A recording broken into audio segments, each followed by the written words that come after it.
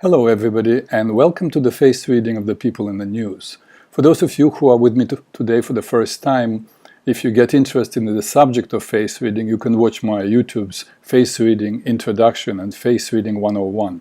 You can also buy my book, Face Reading for Successful Relationships. It's available on Amazon.com. This particular reading has been in making for many months now. That is, I gathered the photographs, thought about the project, and then put it aside, thinking I was not ready. You see, on the one hand, Adolf Hitler is a very interesting person to do a reading on. On the other hand, I did not want to do a reading unless I would be able to do an honest reading without an emotional involvement, without stretching the truth of what I saw, because I know so much, and most people do, about the person's history and the impact he had on the world. So now I feel I'm ready, and I hope I'm right. After all, 9 of my uncles and aunts were killed during the war. Did they die this way, or like this, or like this? I don't know. And my mother, after escaping from the camp, for 2 years was hiding on the attics of abandoned buildings, getting out at night to look for food in garbage. So I wanted to know for a long time, was there anything particularly diabolical in Hitler's morphology that would correspond with what he displayed in his way of interacting with those around him and the world at large? So let's start with his babyhood. Here he is. All babies are quite cute. Most babies have round moon faces.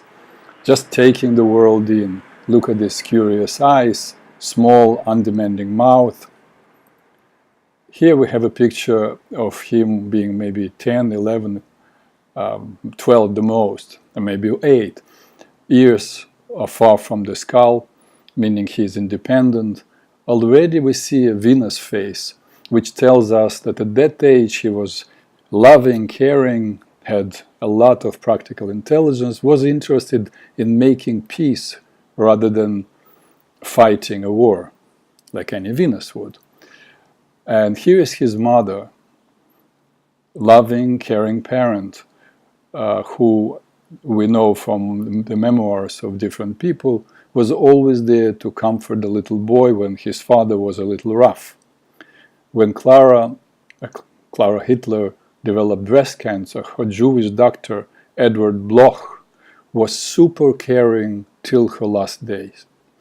So she died when Adolf was 18 years old, but he was forever grateful to the doctor. After Bloch's medical practice was closed in 1938, the Jews at that time were unable to leave the country, were brutally persecuted. Bloch, by special order of protection by Adolf Hitler himself, was permitted to immigrate to the United States. Loyal and grateful Hitler called Edward Bloch the righteous among the Jews. Hitler definitely was experimenting with his mustache over the years. On the picture 1, he is a soldier during the World War I, born in 1889. This photo could not be of a man who is 25, 26, or 27 years, the oldest. In the picture 2, Hitler is in his early 30s. And here in the picture 3, he is in early 40s. The mustache changed, but not the shape of his face. From his age of 10 or 11 till this present time, his personality, his face is definitely Venus. You may say, Peter Resnick, are you out of your mind? Caring, loving Venus? You are either misreading the guy, or the whole face reading thing is a nonsense. This monster is responsible for the death of 50 million people. This man who orchestrated extermination of whole communities of people, such as European gypsies and Jews.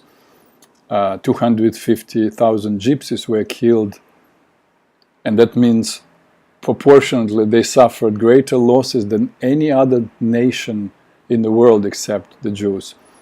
And what about the German people? Between 1940 and 1941, approximately 70,000 Austrian and German people, disabled people, were killed under the T4 program. Most large-scale killings were done in these kind of gas chambers that you can see on this picture. Altogether, this Hitler's initiative resulted in the murder of an estimated 275,000 people with disabilities. And yet ordinary German people loved their Führer, most of whom supported him in his efforts to create a so-called pure race. Ordinary people, soldiers, officers loved their Führer. How do we explain that? Loving and caring Venus? Well, he did love his country. More precisely, loved what he wanted his country to be. Did you know, by the way, that Hitler was a vegetarian? He was one of the first leaders in the world to implement, I think the first leader in the world, to implement strict laws against the cruelty to animals. He was also a softie, according to the memoirs of those around him. He could be furious with someone, but if the person showed a genuine remorse, he would forgive easily and even begin to consider the reasons for the person's actions and then offer help. All very much behavior of Venus personality. So what's going on here? A softie that gave orders to exterminate and enslave whole communities? Maybe we'll find something in Hitler's profile, his temperament, that will give us a hint where all this evil came from. Here is the Führer who promised his nation 1,000 years of golden age. What we see here, the corner of the jaw going down under 45 degrees, the forehead is roundish, though tilted back, but the chin is on the level of the forehead. You can make a straight line from the forehead to the chin, so it looks like Hitler was almost a pure bilious with the forehead tilted back. The green line follows the tilt. So Hitler came into this world with these natural inclinations. He had great energy and endurance, needed little sleep. He was a natural leader, willful, dictatorial, long-distance runner in every way. Whether it was working long hours, thinking, planning, speaking, giving orders, processing information, he was very active, and his activities were always organized and well thought through. He was what we call positive pessimist, meaning he found problems and flaws everywhere, but they did not discourage him. Rather, they inspired him to create positive changes. The tilted forehead added some impulsivity to his thinking and behavior. A side note, what is a positive change? It's all in the eyes of the beholder. For one person, a positive change would be to extend oneself and to help a person who is disabled, for example. For the other, a positive change would be killing a disabled person and ending what the Nazis called life unworthy of life. Look, here are photos of Adolf Hitler and Mahatma Gandhi. I rotated the picture so you could see them from the same angle. Gandhi was of the same temperament. The corner of the jaw going down 45 degrees, the forehead is round as though tilted back. Both have upper lip, by the way, covered with mustache, but it looks like both had a thin upper lip, meaning that they did not have the need to talk. But the space between the tragus and the antitragus, look at the ear, the space is huge, telling us that even though they did not need to share what was inside with the outside world, they were very capable to talk a lot and willing to talk a lot. And indeed, we know that both of them were very charismatic and powerful speakers. Yes, their faces are quite different, as you can see, but the face, as we know, is our personality. It is what we make of our natural temperamental inclinations, what we become in response to our nurture and education. And how come that these two people with such similar temperaments had such different impact on the world, you may ask? And then, what's the value of face reading if there is such shocking difference in the lives of these two people who have the same morphology? Excuse me. I will tell you. In my video, The Faces of Terror, I already spoke about it. Look at this guy, Abu Bakr al-Baghdadi, the leader of ISIS, has a personality of a Jupiter, the same personality that of Ben Kingsley, the actor. But these two men live very different lives. If, God forbid, Ben Kingsley were to choose to follow the teachings that inspire, even demand to kill people if they are not willing to convert to the, quote, true faith, he would also use his great intelligence, perseverance, power of will and commitment to achieve his goals. Also, when I spoke about O.J. Simpson, I told you that O.J. had Saturn over Mars face, a personality which may have a murderous impulse. But I showed you a picture of Anthony Robbins, a philanthropist, an author, inspirational speaker, a life coach who helped millions to achieve their goals. The same power and drive, different moral choices.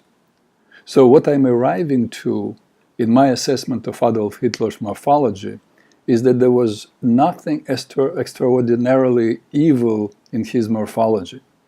I know some of face reading claim that they can tell what faces to avoid in your life, what is the potential killer or liar or abuser. I don't know what they base their conclusions on, but I can tell you, for every face of a person who did something evil, I will show you 10 people with the same faces who are wonderful human beings. They may indeed have similar character traits, same energy type, same inclinations, but what they do with these inclinations is still their choice. The bilious with the tilted forehead Gandhi chose to concentrate and teach others self-reliance, self-respect, integrity, and reverence toward all forms of life. The bilious with the tilted forehead Hitler chose to focus on inspiring his nation to follow the path of self-centeredness, inflated sense of superiority, blame, anger, and sense of entitlement. So, how could a softie who lived in a nation that was so intelligent, most advanced in their thinking and ingenuity, how could a person who loved his nation and could be kind to some people and very kind to animals, give orders to exterminate or enslave whole communities, initiate and execute a brutal war that took 50 million lives? As I said in other videos already, the science of human morphology teaches us about people's energy, tendencies, possible talents, inclinations, the best way to understand ourselves and to be understood by others. But what we do with those traits depends always on the beliefs we adopt and the moral choices we make. And that is all for Adolf Hitler. Thank you for being with me today. Peace to all who want to live in peace.